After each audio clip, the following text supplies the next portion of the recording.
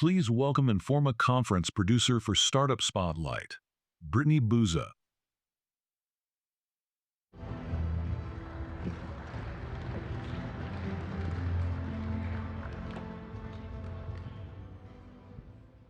Hello.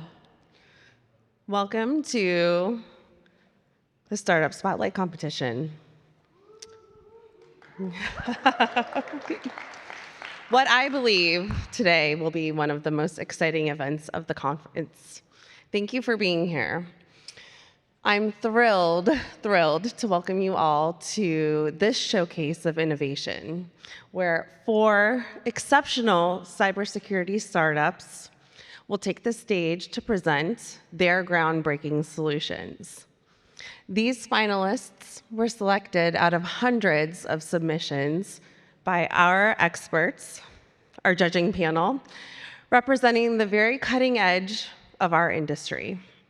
Today marks the culmination of this journey that began months ago when startups across the globe submitted applications between April and June.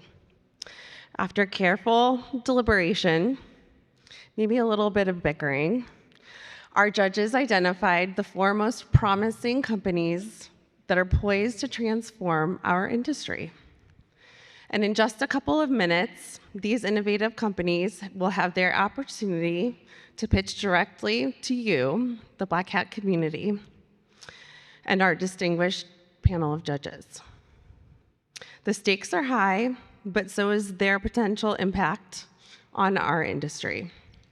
But first, I'd like to introduce today's MC. He's a well-known and respected name within the cyber community with more than 2 decades of experience as an entrepreneur, an executive, and a technical innovator. A founding general partner of WhiteRabbit and the chair of CSA AI Security Initiative. Please welcome Caleb Sima to the Startup Spotlight stage. Thank you. Oh, okay, I'm already mic'd. Fantastic. Well, welcome. Good afternoon, everybody. Today we're going to look at some fantastic companies. One of the things in looking at this day and age and some of the finalists and the companies that entered into this competition, the one thing that really struck me was that we are in a really amazing time right now, where you're seeing this radical shift where we are able to take software that used to be what I'd call sort of dumb and turn it into really smart software. And the ability of what I used to think are things that were unsolvable problems in security are now being solved in a little less than a year to 2 years' times by amazing and innovative companies and founders like we're going to see today. But before we get to that, we have to go to the introduction of our esteemed panel of judges. So we have a lot of them, and what's fantastic about this is when you look at their backgrounds as I go through very short parts of their background, is they come from very diverse sets of backgrounds. And what's amazing about that is that as finalists, and whoever the winner is, they're going to have to be very well-rounded. It's not just does this apply to the buyer. It's not just does this apply to the investor. This has to apply across the board in very many facets. And so they're going to be a very, very hard judges to be able to pass what they've got. So let me start with Coleen Coolidge. She was the ex-CISO at Twilio and Segment. She builds security cultures that stick. And also, for me, I can tell you when I was a CISO, she was a person that I personally would get advice for on how to do my job. Phenomenal CISO. Next is Trey Ford. For those of you who are familiar with Black Hat, you'll know his face.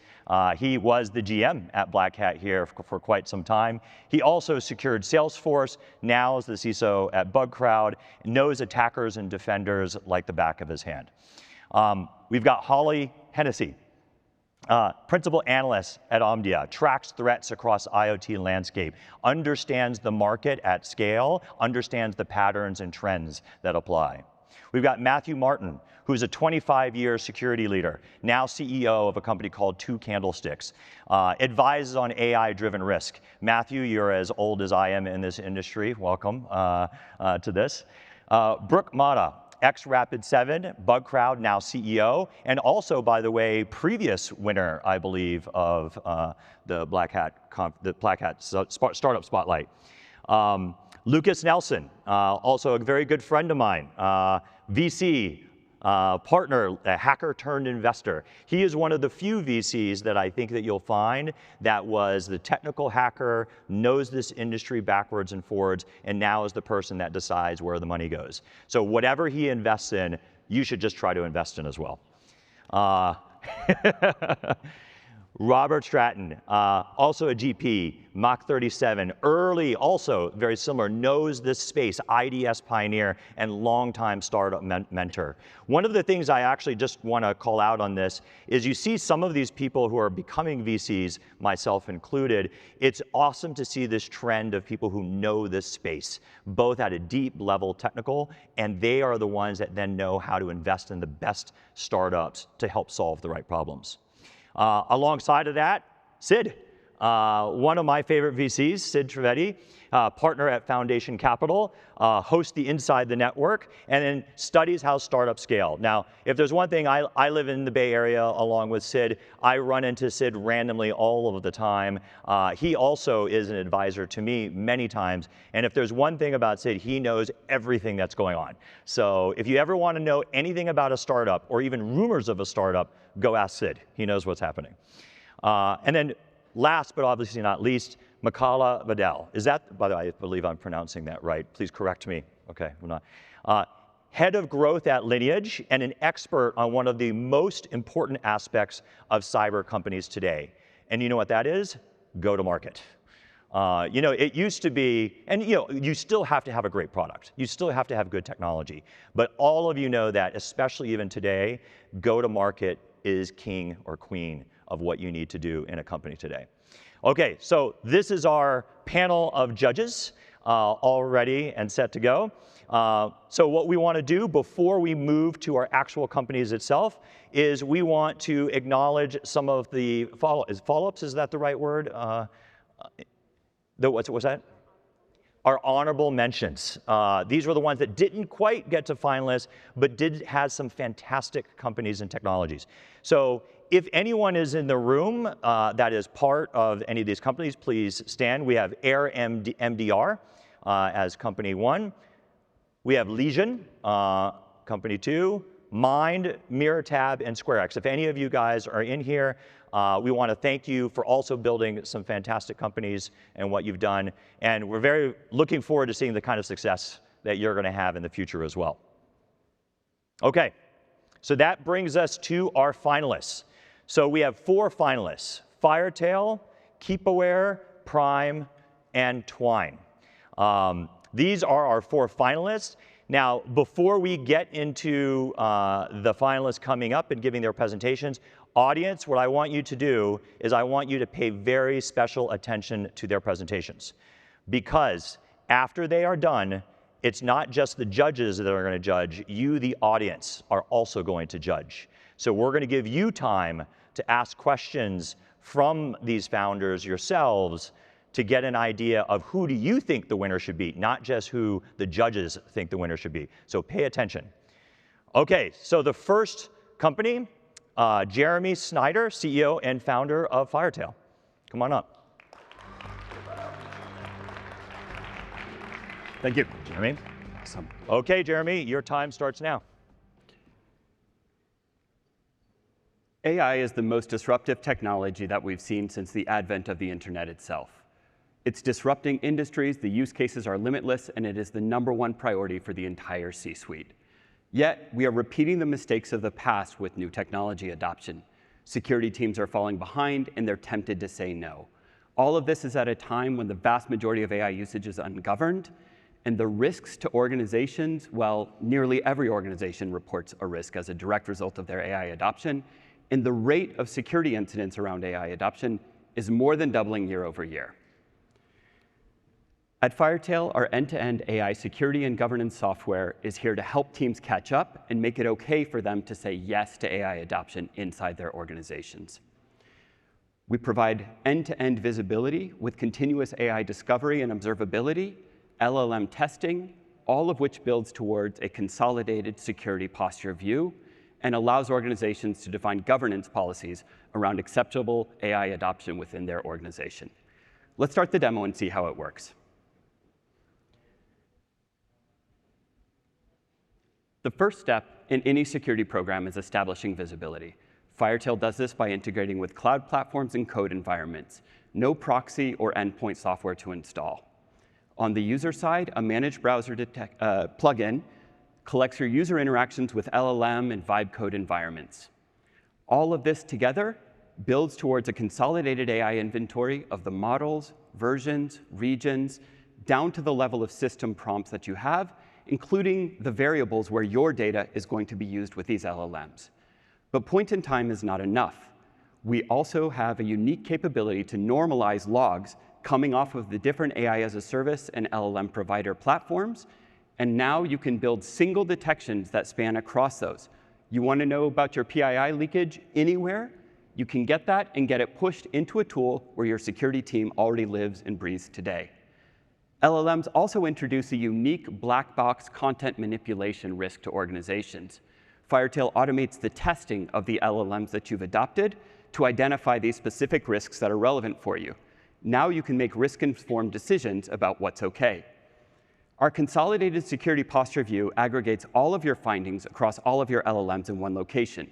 We can drill down and prioritize, and now pick any one of these to understand the risk that we have.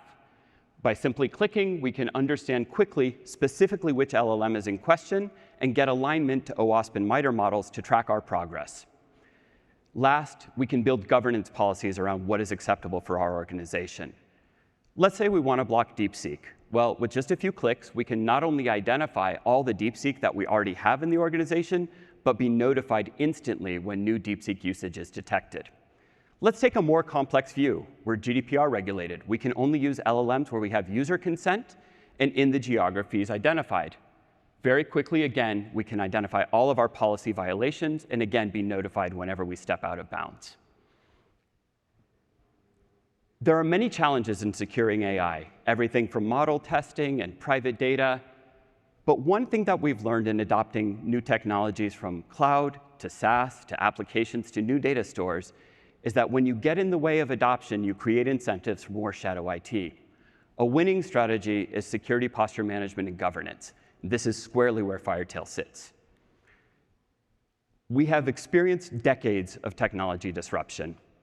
Our team has built, designed, and strategized security posture management strategies at large-scale organizations around the world.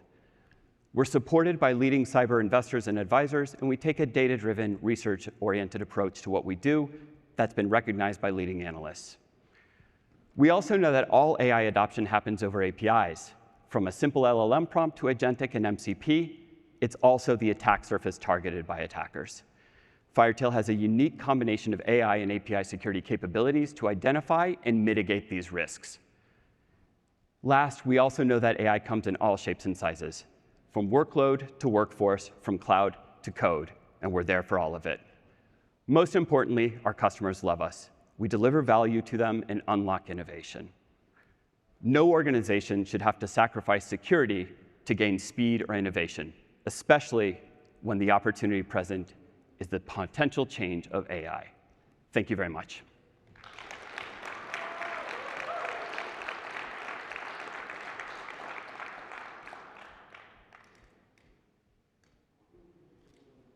Jeremy, Jeremy, do you mind talking a little bit about what's happening in the competitive landscape, particularly what players in the SaaS security posture management or the enterprise browser security or very much the AI native security players are doing in this space?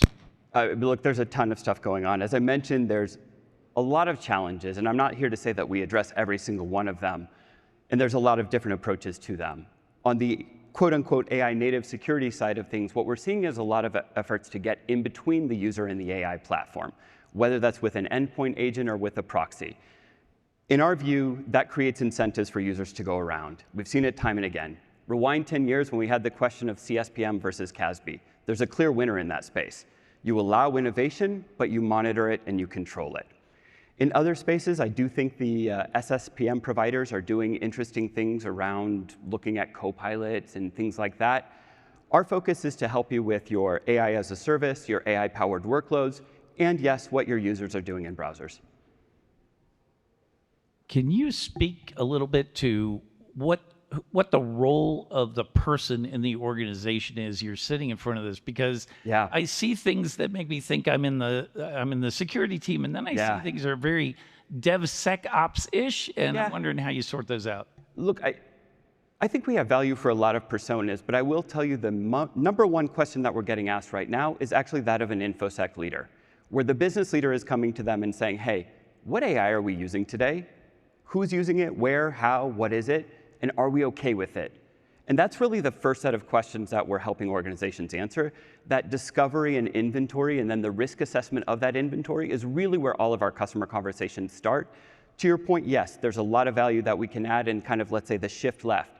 Understand the code that you're building in an agentic solution where it's a combination of your code and the APIs in your code and the third-party LLM system. Yes, there's a lot of things there, but most of our conversations really start with that discovery and awareness. So can you give me a quick idea of how you're charging for it? You just said who you're charging, but like how do you price it? Yeah, so there was a pricing slide, but we price based on the number of system prompts and the number of AI logs processed per month. If I remember right, I feel a little embarrassed. I think 250 system prompts, 250 million log files per month is $4,000 a month. You quickly mentioned about APIs and MCP. Can you talk just a little bit about how you're doing that? Yeah, it's a great question. Look, we started our journey about 3 years ago as an API security company, and we realized over time that, like I said, all AI adoption happens over APIs. And we had a lot of customers asking us, we're using APIs more and more to communicate with these third-party systems. The things that we built on the API security side were the ability to shift left and analyze code. Look at your APIs. Are they well constructed? Are you sanitizing, validating, controlling inputs and outputs? Do you have authentication on all your endpoints? A lot of kind of basic design flaws with APIs. We also looked at the configuration of the cloud environments where you're running your APIs, your WAFs, your API gateways, et cetera. And we automated some API security testing as well and put that together to provide kind of a very complete security assessment of an API. We now couple that with the AI security capabilities that we've brought out. Can I ask one question as well? I just wanted to understand a bit more about how the different elements of the product work together. I know you have like the testing, the governance and policy. How does that all kind of fit together for the customer? Yeah, so it all starts with gathering the inventory. And we gather the inventory with the three methods that I mentioned, code scanning, cloud scanning, and the browser plugin. We normalize that into one kind of object model inside the inventory. Then we analyze that against a set of filters, really. It's a filter system to identify particular conditions. And it's the combination of those filters that helps you identify risk. So for instance, LLM testing might tell you that a particular inventory item, being an LLM, has a particular risk score. So the way that it all comes together is this kind of discovery pipeline that flows into an object model. And on top of that object model, you kind of issue queries, if you will, that tell you good, bad, yes, no, that type of thing. Does that make sense? Yeah, that makes sense. Thank you. And on the pricing side of things, then, are all of those individual elements all in one model? Yeah, correct. And then there's no kind of like premium for different areas of the product? No, are you saying we should upcharge? We're happy to do that. I'm just interested to see how it will develop, but yeah. Yeah, we are too. But that's where we are today. Okay, thank you.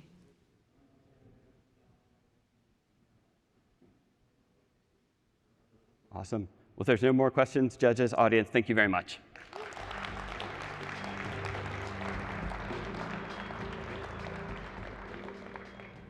OK, thank you, Jeremy. All right, let's go to our next presenter.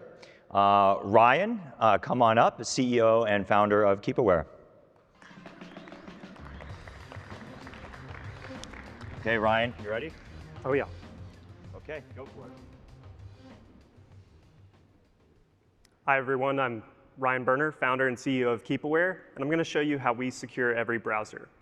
Let's start with the corporate security stack. We all know this stack because it's what we've used over the last decade to protect employees in the web browser. The funny thing is, though, none of these really own the browser. All of these activities now are taking place in the web browser, whether it be email, file sharing, Gen AI tools, Zoom, but there's no clear handoff on which one of these tools owns the browser. I know this because I was in those logs firsthand, going through SASE, NDR, email, EDR logs just to figure out what got clicked on. And attackers know this too. They know that the browser stores critical information. They know that personal and work context are hard to manage in the browser. They know that an extension with the right permissions can be catastrophic. They know that SWG fails to identify and protect against reassembled malware. And then lastly, they know, like all of us, identity lives in the browser. So what do we do about it? Well, the enterprise browser, remote browser isolation, browser wrapper space has evolved over the last couple of years, but it's not a clear fit for most employees. What is the lightest weight extension that can run across any browser, that can provide visibility back to the security team without disrupting users, without tunneling, proxying, or decrypting information. And Keepaware does this. Keepaware has two sets of use cases around enterprise risk, corporate risk, and insider threats, as well as browser detection and response to prevent some of the things that I just mentioned. We call it security at the point of click, because that's technically what it is. We embed ourselves into the DOM tree, or the document object model, and what this does is it's key to the presentation and the interaction layers of the browser. We actually use browser encapsulation to wrap every activity that the web app and the user are doing, and we run this across detections that understand tactics, techniques, and procedures that attackers are using in the browser to, of course, respond. What makes it unique is that now we have a browser-specific data model that we can combine with email, network, and endpoint that maps to MITRE attack. And what this does is it allows an investigation to go from hours to minutes. I'll show a quick demo here. So as you can see, I'm searching for pivot table help in Google. I go to a legitimate site, and it's compromised by clearfake. Keepaware steps in, but I'm going to skip through this so you can see the full attack.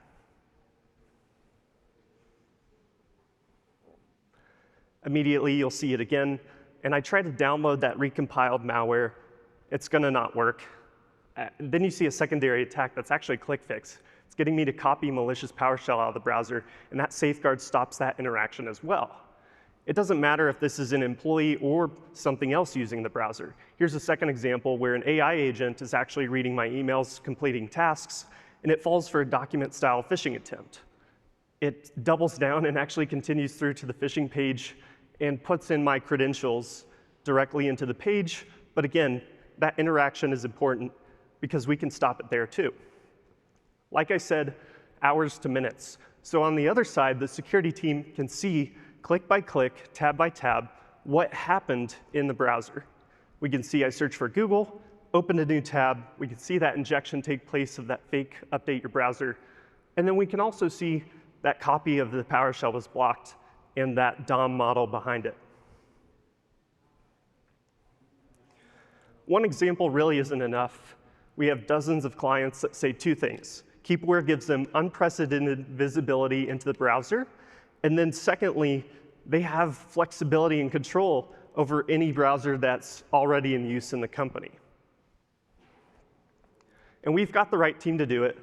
We have 4 million raised to date, and we were born building in the browser. We're a young team, but we also know the pain of working around it. Our go-to-market's simple. Because we're focused towards security operations, we focus on browser-based research and key integrations in the security stack. And then lastly, we're approaching SecOps and architecture teams because those are the ones securing the users. Lastly, I said secure any browser, but it doesn't matter who's using it or what's using it. Thank you for your time.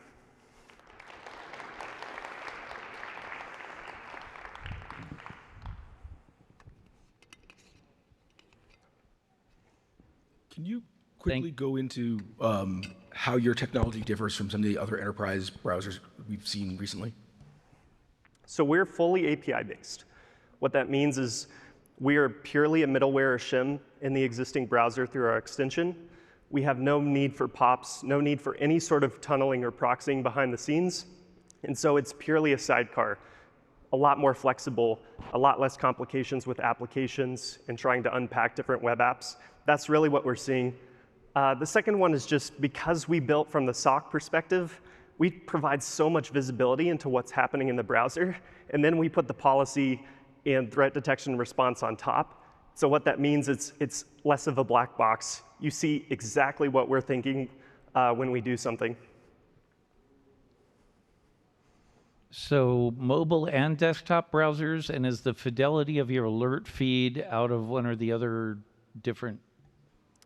No, because we're extension-based, we deploy to Chrome, Edge, Firefox, Safari, any Chromium-based browser on top of that, as well as Safari for iOS, Android for Firefox. And because the browser technologies ultimately come back to the same thing, we have the same detections across all of them. What is your POC process? So I come from Darktrace, where we're shipping an appliance and we just let it sit silent for as long as we can handle. So a little of that has trickled into Keepaware, where we actually like to deploy the extension in a silent mode and let people see it across their employee base. Because it's in that silent mode, we tend to convince folks to push it out to HR, push it out to anyone who's you're worried about using AI tools or being phished in the company. And while we don't always find a threat in 30 days, there's always something. So when you are deploying this at a company, just through an MDM, and it can go to tablets, phones, is there a limitation to what? And then the second thing is, how do you charge for this? I think I may have missed that. Yeah, so we're per user per month, typically on an annual term. And then we do deploy traditionally through an MDM. Some folks are still using group policy, SSCM. Usually it boils down to the same things on the device, setting registry keys on Windows or in Mac. It's through their managed profile system. But you can also just download the extension from the extension store, connect your business email, and it just works. How much of this is a sale to the CIO versus the CISO, and how do you think about convincing that leader to make a broad push across all employees? That's a great question, because a lot of times we get, how are you different than Island or the enterprise browser space? And I think we haven't had a true bake-off, because typically the CIO is looking at that more policy-driven architecture, whereas we're purely selling to the security team, the SOC and the security engineering under the CISO. And there was a second part to your question? How do you ensure that it gets pushed out across the employee base? Through the trial, or just in general? So we have an MSI installer that can tell what browsers are on the machine, and it can report back telemetry to know if something's installed, or if someone installs a new browser, it auto injects into that new Brave browser that someone just downloaded. Where are you seeing the most traction as far as company size and vertical? So because I'm coming from Darktrace, I replicated their model very early on. So a lot of our initial customers were actually mid-market, but because of the enterprise browser education, we're seeing a lot more enterprise attention and inbound from that. So we've gone up market in the last year. What I mean by that is 3,000 to 20,000 employee orgs. And then industry, I would say mainly three: health services, financial services, and then really broader pro services like accounting, legal, law firms. I like to think we don't sell to the bank or to the hospital directly, but everyone who has to work with them and maintain this, the same compliance.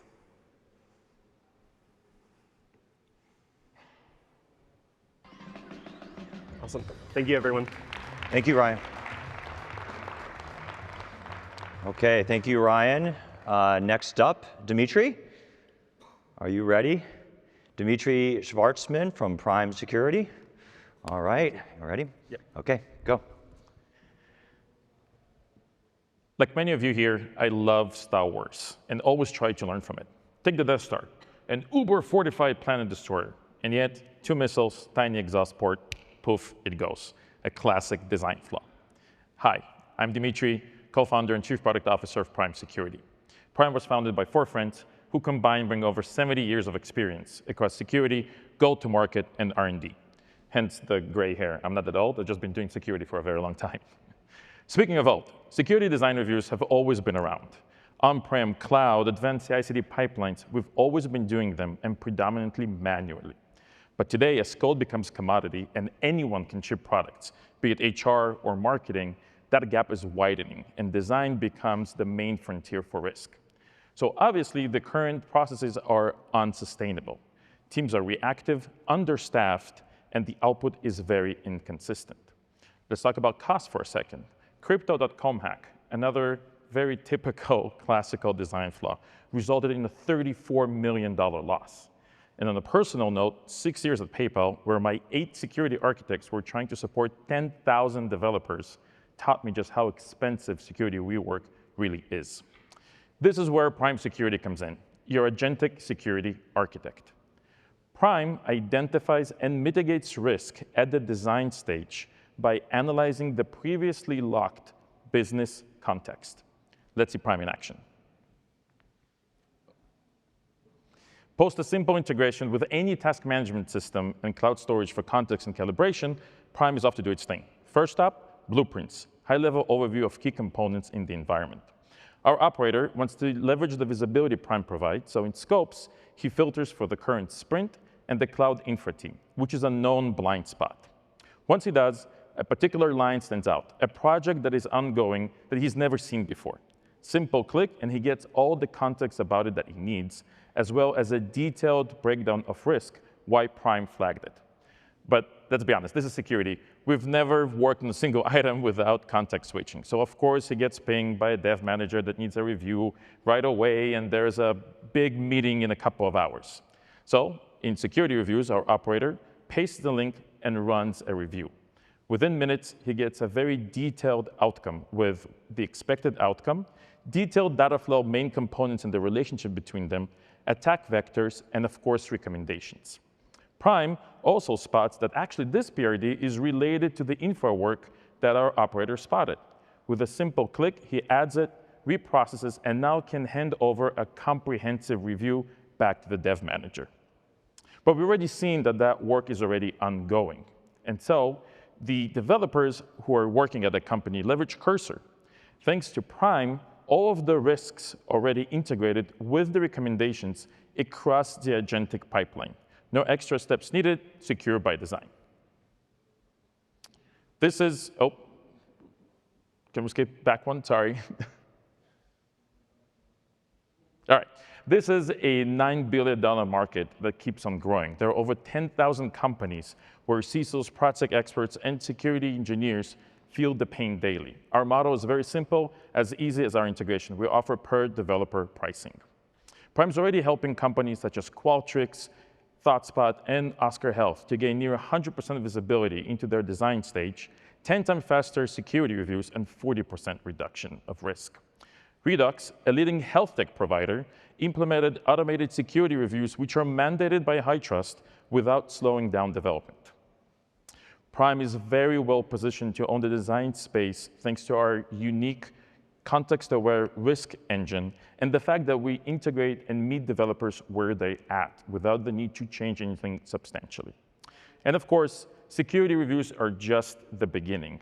We're aiming to expand our agentic platform into automatic remediation fixes, as well as enrichment in context, and of course, on-demand security knowledge base for everyday use. Thank you, and may the force be with you.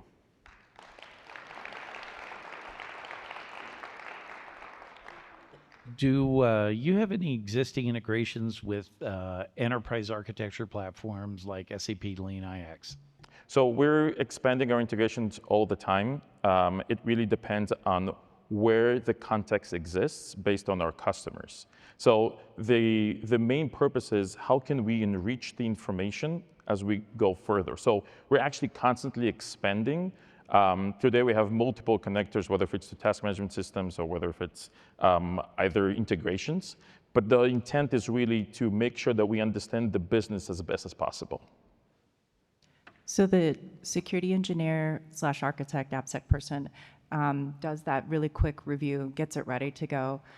You mentioned that the information meets the target engineer where they're at? Can you give me a little more information? Like, how does it go from the console that the AppSec person is using to the developer who needs to fix the thing? So there's a couple of ways. So the first thing, because we want to be very preemptive, I'm not saying proactive, I'm very careful with that, about our security, the whole intent is to identify the risks and the mitigation steps, and for them to be specific. We've gone through a lot of conversations and tuning to make sure that our recommendations are not too generic.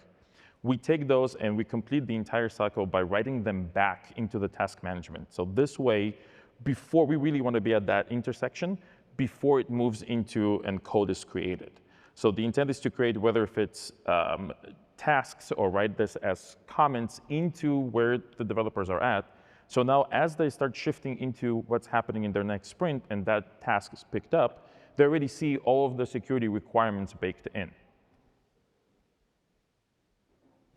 So a quick question on sort of behind the scenes, how it works, right? So you're feeding a lot of information in, you're having an LLM spit out the written stuff and putting all this together, right? So can you talk a little bit about the governance behind the scenes of making sure that that is, one, the summary is accurate and it's not making something up along the way, and that whoever is asking it to do it is only seeing the parts that they need to see, right? And that you're complying with various regulations around what's being able to be shown in different places. So just talk a little bit about the governance of that. Yeah, so I'll start with the first part of the question, which is awesome.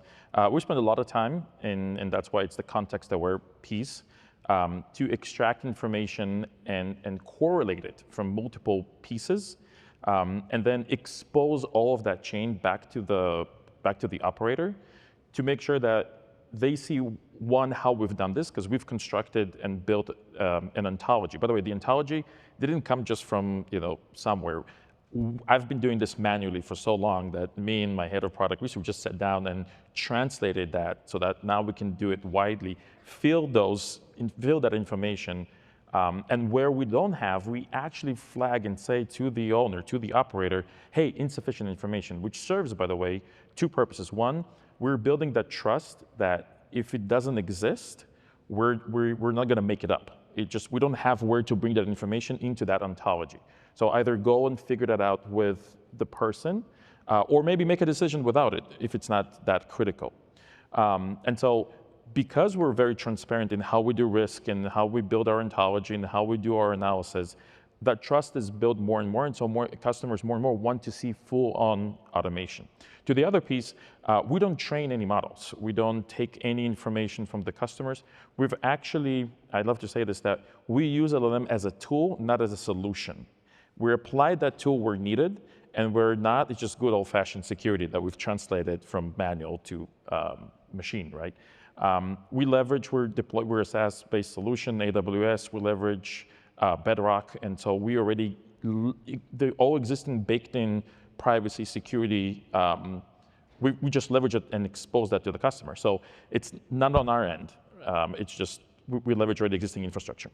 So just real quick, a follow-up on it. Of course. Do you do anything to monitor the way it talks, right? So if it starts to speak in a sort of off-brand when it's giving you the answers back in a summary, are you doing anything to make sure that it's kind of consistent language across the board and it doesn't kind of drift, and like documents today look a little different than they do 6 months from now? So we've spent, again, very good question. We spent a lot of time in validating that consistency. The way that I present to potential customers saying, treat Prime as a junior security architect. It's very well, it knows amazing security, and it has basic understanding of the company, but it's junior because it doesn't exactly know how it is. The more you operate, the smarter it becomes.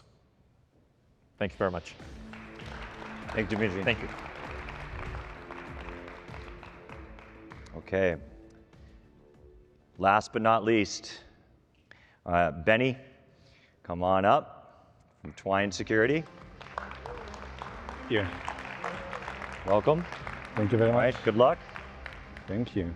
Being last.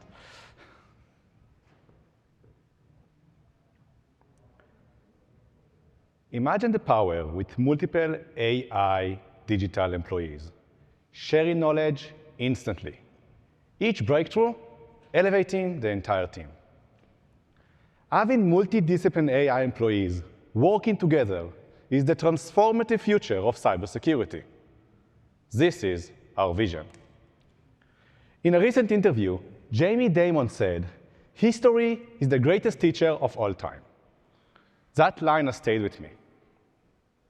Today's cyber teams look a lot like the rigid French defensive line from World War II. Static tools, siloed specialists, and AI merely used to reinforce yesterday's defenses. Likewise, our current cybersecurity programs are built for the past. They will not handle the increased complexity of the coming threats. Tools have to be more dynamic. Processes need to move from PDFs to living workflows. Cyber staff need to move from the front line to the command center, directing, not doing. We are reaching a tipping point where complexity is outpacing human cognition. At Twine, we believe the future of cyber defense lies in the rise of agentic AI workforces, intelligent systems that collaborate with humans, not just automating tasks. Our team has worked together for many years, building Clarity into a billion-dollar company, and is backed by top VCs and angels. We've built solutions inside the most complex Fortune 500 companies, delivering value at speed and scale. We are bringing our deep operational experience to Twine. After having validation calls with over 200 CISOs, one thing was clear. Identity is the silent driver of risk.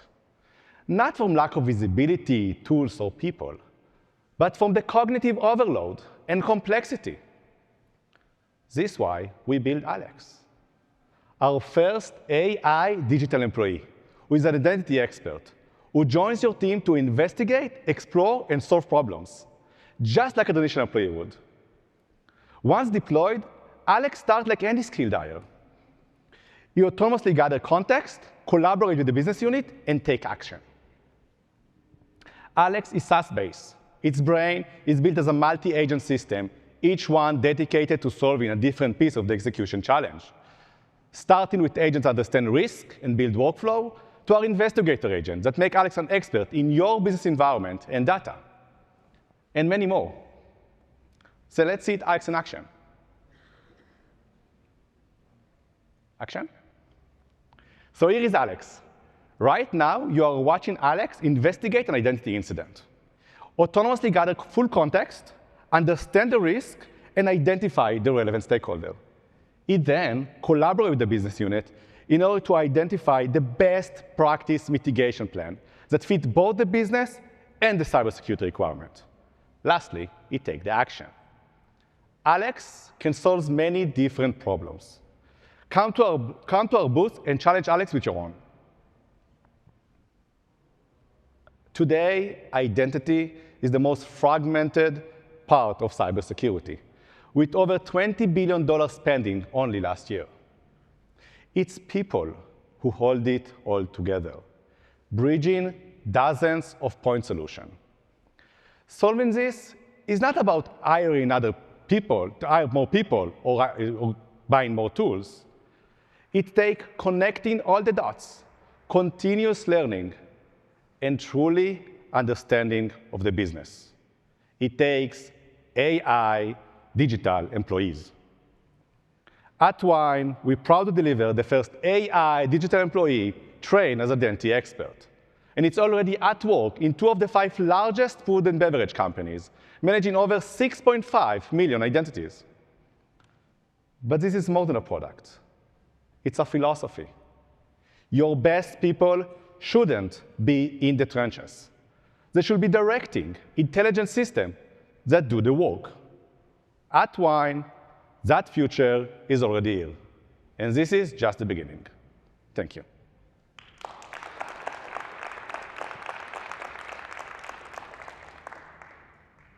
Is your pricing model attached to the identities? Yes. Could you expand on that a little? It was an easy answer. So our pricing model, basically we have, today Alex basically is 4 different models, solving different objectives. Basically this is what the customer wants, solving different objectives. And each of the models is priced based on the number of human identities that you have in your environment. Can you talk a little bit about the governance behind the agents and how you ensure that they're doing what they're supposed to do and not sort of going off the rails on their own? Amazing question. So basically, because the current state of the market, basically, this is the number one thing that you need to do. 50% of our developing time is about how we control Alex. How we make sure to deliver the trust. We make sure that there is no way Alex will do something that's not supposed to do. Basically, we developed something we call the control membrane. This is our Justin name. That basically makes sure that it acts like a firewall between Alex and the actual execution, right action in your environments. And you can basically define and configure exactly what you're allowed to do and what not, and in which cases. So basically, you have full control at all time about what you actually do, and of course, you can monitor everything. Do you provide sort of in the system or reporting, however you do it, but a way to get like an audit or a explainability, information to be able? So if you do get audited, like why did this happen? Are you able to explain this is why we did what we did and all that? For sure. So basically, everything Alex is doing is under activity logs that basically show every different step that he took in any different objective they're trying to solve. And for each one of them, we keep the reasoning about why he decided to do that. Of course, what I think the beauty of it is that you can teach Alex. It's not like we have so many tools that generate for us generic finding and doing generic stuff. We want tools that do it for us, for our business, customized to our own. And basically, when you look on the reason, you can tell Alex, no, actually, in our environment, we want it a little bit different, and immediately get it, and in the next time, all the time, you will do it by your business. Okay, sorry, I'm going to follow up on that. What if you have a really bad security analyst who's training it to do things wrong? Sorry, I didn't understand the question. What if you have a bad security analyst who's telling it to do the wrong thing? How do you keep it from doing that? So of course, Alex comes with an RBAC on top of it. And only specific today, only like high privileged user allowed to give Alex guidelines about how to do stuff, exactly because of that problem. Benny, how much of the ultimate goal is to replace an IAM solution versus sit on top of it? 100% sit on top of it. We have so many tools in our ecosystem. We need digital employee to use our tools to achieve our objectives. We are not here to replace any of the IAM tools. We are here to make the IAM tools that you already purchased and make them deliver your objective. Basically, you help your people make them superhuman. You make your humans superhumans in achieving their objective with existing tools. Where do your customers find funding for this investment? So is it coming from displaced people? Is it additional realized value from existing investments? So actually, it's pretty simple because Alex generates a lot of value from employee satisfaction because of much better SLA and all the different processes in IAM that are very problematic. It generates a lot of security value, of course. It reduces actually the risk of your environment, but it also saves you tons of time. So basically, the ROI is so clear. So basically, we usually get it just from the head counts budget. Follow-on question. Is there a scenario where employees accessing production or get just-in-time access privileges, is that something that you may be able to service? Like for doing from Alex just-in-time? Yeah, so I don't want my employees to have full-time access in prod. I'm working this ticket. Here's justification. Can I do this? Yeah, so at the end, Alex is accessible based on, of course, what the customer decides to every employee through Teams or Slack. And you can define different processes. You can tell Alex, look, you're allowed to get this kind of question and to do this type of task with this type of policy. And you can basically define to him what to do. Like it's mimicking the human, like what the human will do. So if you think about, if you want to implement just-in-time provisioning with humans, it's the same. Okay. Thank you, Benny. Thank you. Oh, it's not for you. Oh, sorry. But you did. Okay. All right, excellent. Okay, so the judges have a lot to think about. Those were some pretty interesting presentations. So now, judges, I believe it's time for you guys to go off in a dark room somewhere and fight it out. Is that what happens back there? What do you guys do? Is there like fist fights? Is that yelling, screaming? I hope so. Like, we should record these things because it would be fun to watch. OK, so as the judges get up and go deliberate and figure out who the winner is, we're going to take last year's winner, who is both a good friend of mine, Sunil, and Gnostic, who I am also an investor in. And he's going to come up and talk a little bit about what has happened in the year of what he's done since his last winning. So Sunil, you want to come on up? Thanks. You know what? I should have actually recreated the scenario from last year, which was after we heard that we won, I ran and did this leaping jump onto the stage. So, well, maybe I'll do that a little later. But I expect whoever the winner is to do the same. So I had this. It was a wonderful experience last year to win. I got into the mode where I thought I lost. And so when we actually won, I was genuinely excited. And it's been a great year. Where we've had a chance to just celebrate the win, but also take it further and see what else could happen. Not just from the publicity that we got, but also to be able to say, OK, we really validated the capability that we were building. So anyway, so last year we did this. This year, we also competed in a much smaller competition with less beautiful judges. The judges still here. But anyway, we were able to secure some additional funding through the competition, and it was nice to have additional validation there. Again, it's a much smaller conference, much smaller competition than what we have here. But here's the question, really. Just because we won a competition, does that really translate into market success? And the reality is no, it doesn't. There's a lot more than just winning a competition. And if you even look at the winners of the competition here or this other competition that we've heard about, the winners they aren't always successful. And if you think about it, it's because there's a lot more than just winning a competition. And if you think about what the competition really focuses on, it's this notion that we have this innovative capability, and it's born upon this idea that we have. But it's not just about ideas. If we think about it, there's this great quote from Edison that genius is 1% inspiration and 99% perspiration. So in other words, idea is just one part of it, 1% of it, and the rest is just execution. So the question is, what exactly does execution mean? What constitutes execution here? And is execution winning a competition? No. Let me assure you, if that was it, we'd be in the money, so to speak. Is it also getting funding? Look, we got funding too on top of that. Is it just that? No. Is it getting great founders? Well, I mean, I hope I'm a great founder. But I don't think it's just that either. But it's really a combination of all those. It's having a great idea, having leaders that can execute, having a team that you build upon, and having a plan for that execution. So those founders here, it's, again, just winning a competition isn't all there is. You have to do a lot more. And I think the folks here understand that. So just to give you a perspective of our journey, I'll start with our idea. The idea that we had was, we think that AI introduces a new layer to the AI stack, to our data stack. Very much like how we think about the OSI model.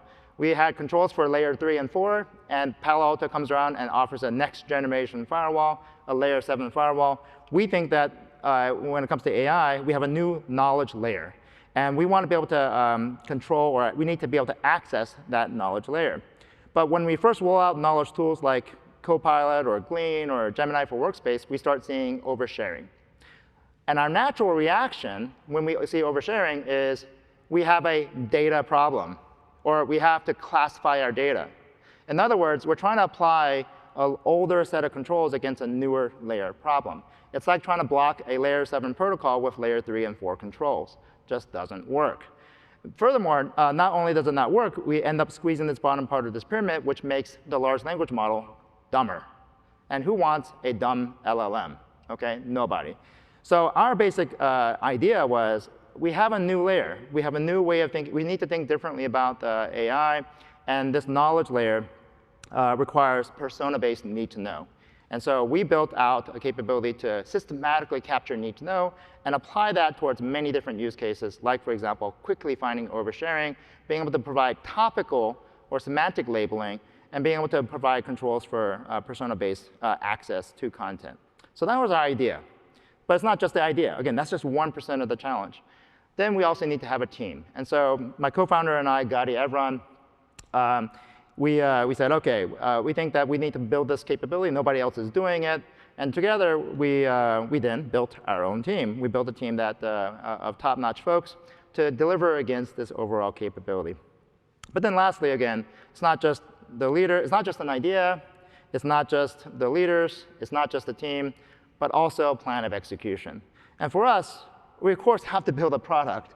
You have to be able to lead a team to be able to deliver against a real, it can't just be vaporware. I think, I was looking at one of the ads for, I won't make fun of them, but they called their product airs, OK? I'm thinking, in an industry that is full of vaporware, calling your product airs is probably not good marketing.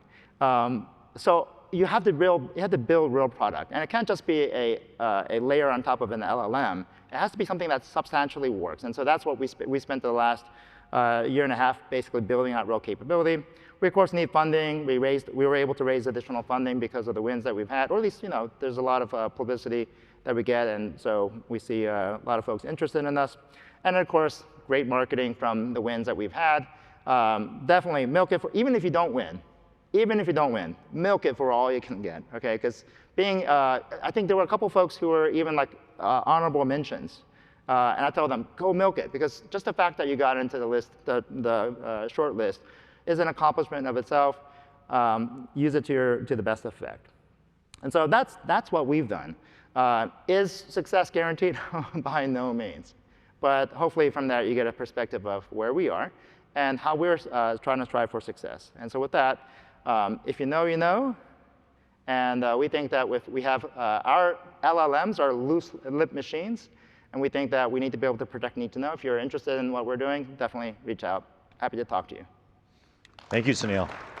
So is what does this mean again? The shirts I was going to ask. I mean, I don't know. If you know what it means, you'll know what it means. Oh, if you know, you know. OK, got it. OK. I was wondering about that. Thank you, Sunil. All right. So now we'd like to get, I think, the finalists, the founders, back up on stage, and we'll set up some chairs. OK, so this next session, audience, we need you.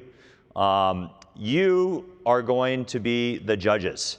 We are going to do an audience vote of who is the winner, who do you think is the winner out of the presentations. So what we'll do in the first part is we want to allow you guys to ask them questions. So you've seen their presentations, you've heard what the judges asked. What kinds of questions do you have for them? And I know you've got them. So we've got these microphones, I believe, I can't see very well, but where they're located somewhere in these areas. One over there, I think, and then one over there. Please come up. I'd love for you guys to start asking some questions. So we've got 4 fantastic founders, 4 fantastic products. And even if you don't even have hey, I want to judge you on your company product, you could even just ask great questions about being a founder or their journey. So anything that you've got. Let's get OK, great, we've got that up there. So go ahead and scan that QR code. And then what that's going to do is hopefully we'll show up a grid here that will show live votes for each of those companies. So you will vote for that company. And what I hope happens here, is this is what we're going for, is as each one of these founders answers some questions, they may lose a vote or maybe gain a vote from you guys, from the audience. Yeah. All right? Like, you got to love this. OK, so scan, register, get everything up, and let's start asking some questions. Who would like to go first? Come on, guys. I know you want it. One question. All right, we've got one over here. Awesome. Thank you. It's just a general question. What's the hardest part with a startup, and especially in the AI space where it seems like everybody is some sort of a rapper? How do you distinguish yourselves when trying to use these AI LLM models? Yeah, I'm happy to kind of start the conversation there, because there's a couple aspects to what you asked that I have some thoughts on. Number one, the hardest part of just being in a startup or running a startup is not letting the highs get you too high or the lows get you too low. I saw a post from somebody the other day that a startup is really just like showing up day after day after day and having the grit and the perseverance to fight through, because yeah, things will go great at times, but things will also go not so great at other times. And if you let that get you down, it's really easy to get discouraged very, very quickly. Every startup makes mistakes along the ways. We're no exception to that rule. And like I said, if you let that kind of deter you, it's going to be a long ride that you're not going to enjoy. And most importantly, if you just think about the fact that the most limited resource you have in life is time, you want to maximize that. You should be enjoying what you do. It shouldn't be a painful experience to go along the way, because if it's a painful experience, you probably also don't deliver the best experience to your customers. On the AI side, I will say, we had a great conversation on Tuesday, and Caleb brought up something that I think is really interesting to think about. There's a ton of buzzword bingo, and there's a ton of kind of AI washing of things happening in this space. And he mentioned that, if you can't explain what you're doing with AI or why you're using it where for a specific use case and why AI is actually the required solution for that use case, that's probably not a good place to use it. And I think for us, we actually thought about not how we can apply AI, but actually how we can apply tried and true techniques to an AI problem. And it's a little bit of a different approach. I'm sure some of the other founders will have different thoughts because they may be doing different stuff. Well, they are doing different stuff, obviously. But yeah, that's just my 2 cents. And a quick follow-up. I know you said you started first in API security. Yeah. When you knew it was the right moment to pivot into what you're doing now? Yeah, I mean, look, at some point, we kind of looked at where we were, and we kind of looked at what our growth rate was like. That was actually the thing that we focused the most on. We saw there was growth, yes, there was positive momentum in certain areas, but it wasn't the rate of growth that we were looking for. And we actually had the hard conversation, like, are we satisfied with this? Or do we think that we can do more? That was really the moment where we started to ask ourselves that question and kind of make that decision.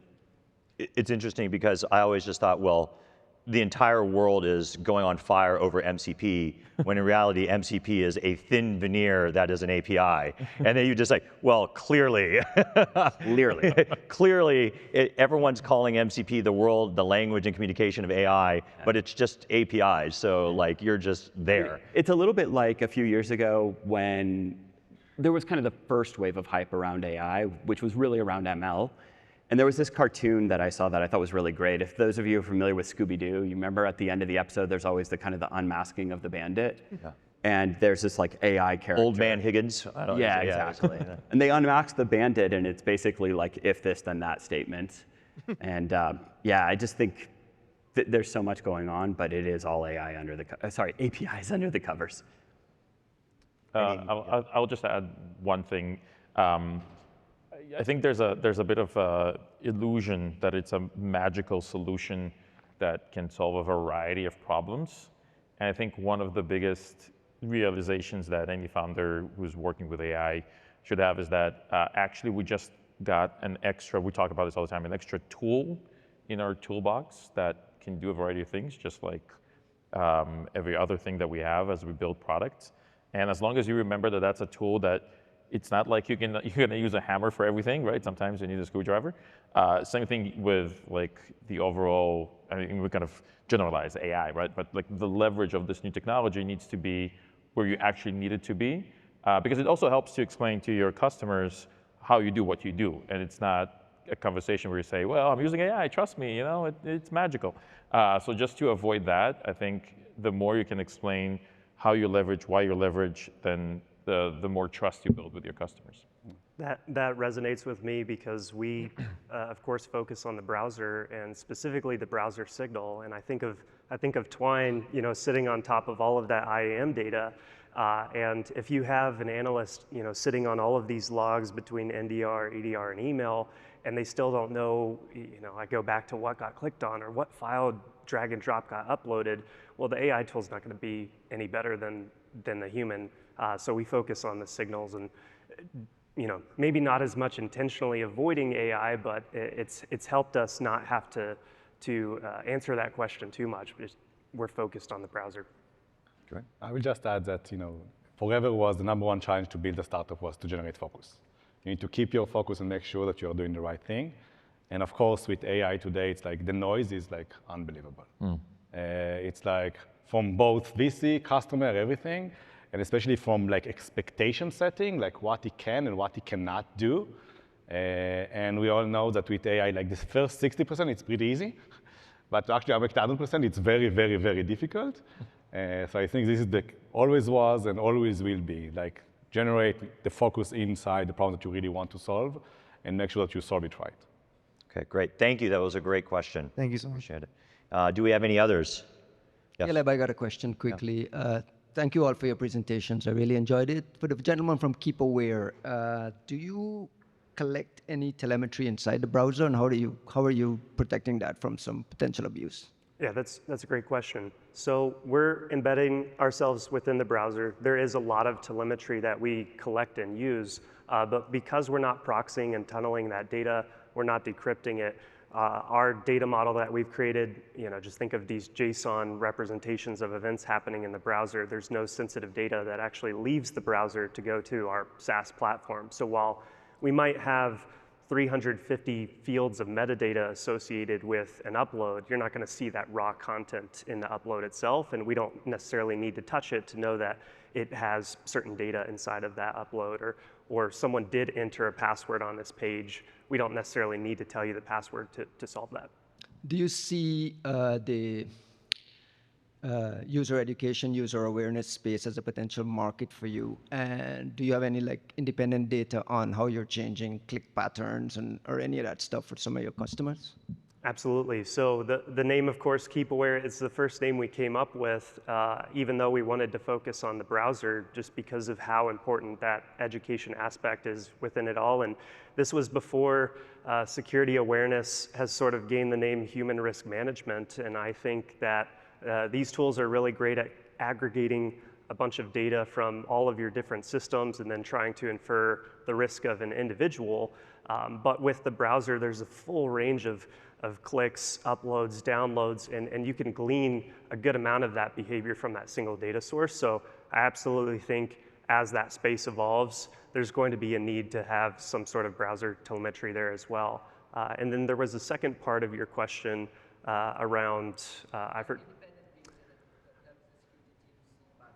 Absolutely, absolutely. And we have this concept of actions in the browser that range from anything from a simple notice or a nudge or a pause all the way to a full-on restriction.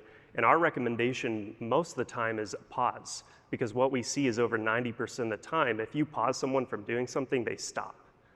And they request access, or they start to question, oh, maybe this isn't the right site that I'm on. Okay, great. Excellent. Any other questions? Remember, guys, there's no such thing as a dumb question. Actually, the way I like to think about it is the dumber the question is, it's actually the smartest question. I gave a presentation, these guys referenced it before. It's amazing how much when you just keep asking the simple question, how hard those things are usually to answer. Okay, we've got someone over here. Thank you. Thank you. This is a general question for everybody, but when you think about your brand, what are the things that you want your customers to associate with you? And how did you decide how to make sure that those things stood out from what everyone else is doing? Ooh, it's a tough one.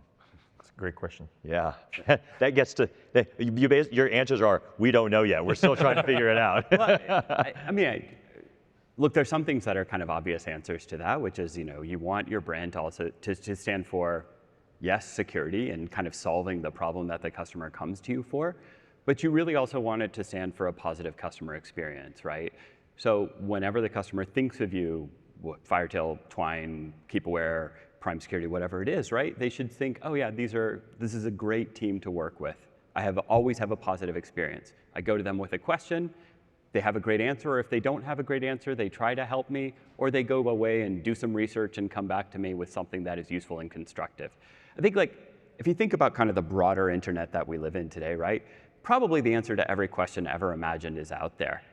And one of the biggest pieces of value that you can provide to your customer is actually saving them time and effort to go out there and find it and do it themselves. Everything that we've built as founders, any company could choose to replicate on their own if they wanted to, but there's a reason that they don't.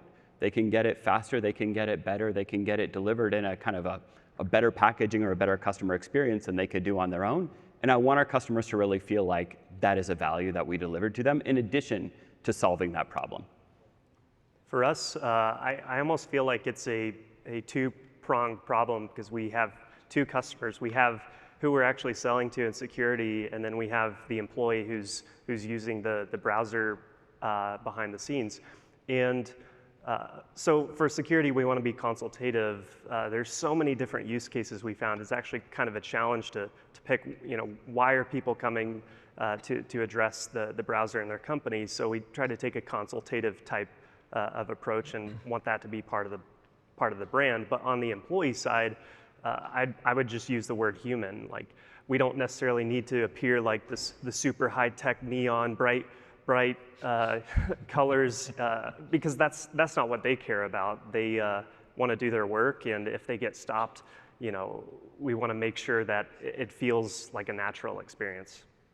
I would say that execution and transparency, because we know there's so much noise to try to cut through. And what I want is to make sure that when people talk about prime security, they know that what we promised we deliver, and the way we deliver, we can explain how we delivered it. And creating that trust and that consistency is what I think we as Prime put on as one of the most important things for us. I don't want to be at a place, none of us want to be at a place where somebody says they promised X amount of things just to get their foot in the door, and they only delivered on 20%. That is a brand killer in my perspective, and I've been on the other side, and I've had these conversations with vendors that I felt like at first that was top priority. As soon as the contract was signed, it's like, let's talk next quarter in 3 years, maybe something. And it's just not how we build our company. For me, it's the human touch. At the end, we have so many tools out there that are generic, and basically the vendors themselves building the generic solution for all the different companies.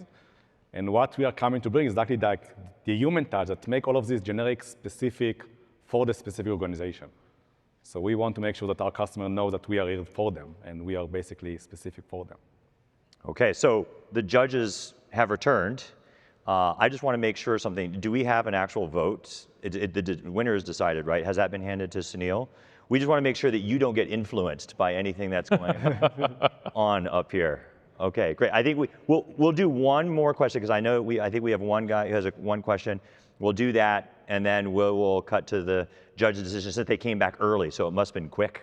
It must have been a very quick decision. This will be fun. Okay, last question. Great stuff, guys. Taylor here from Liticall.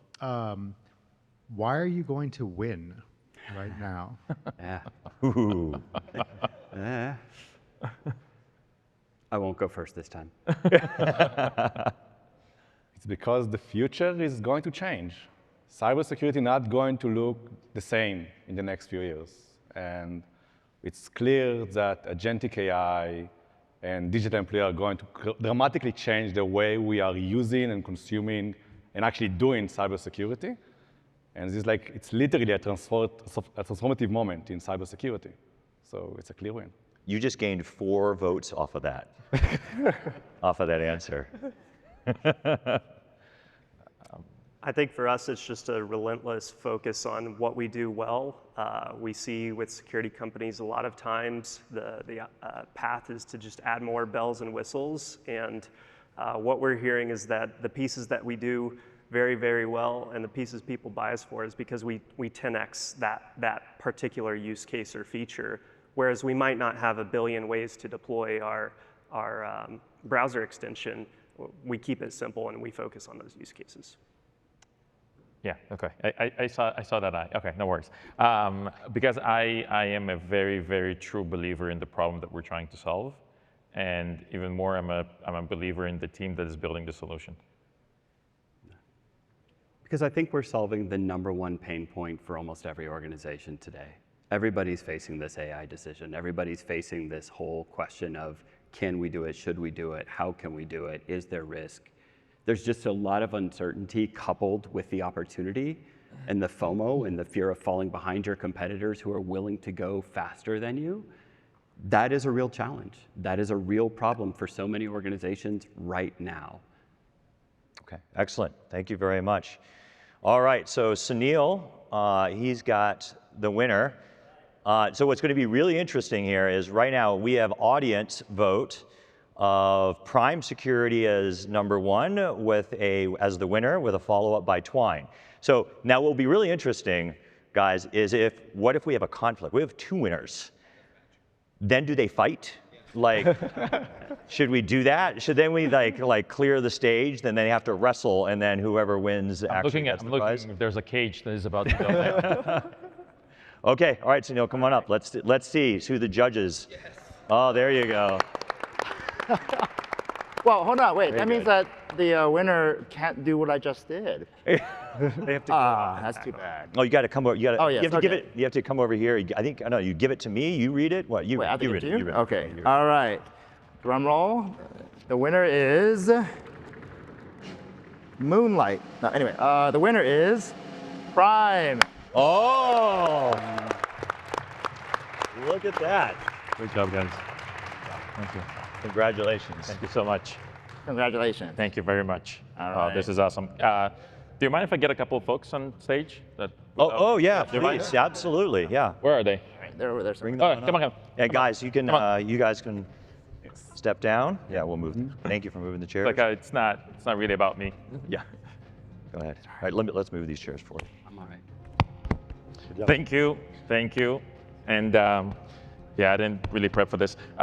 Thank you very, very much.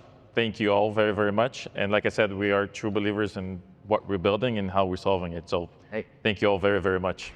Thank you.